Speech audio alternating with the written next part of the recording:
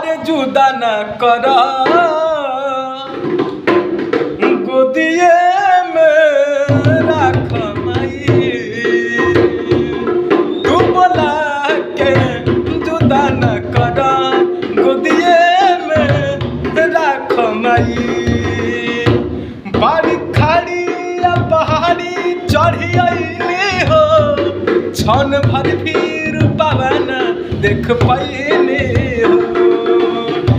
बाड़ी खाड़ी या पहाड़ी चढ़ी आईली हो छन भर फिर पवन देख पाइने हो खाली झोली भरा मचरन में सिरवा नहीं खाली झोली भरा मचरन में सिरवा नहीं।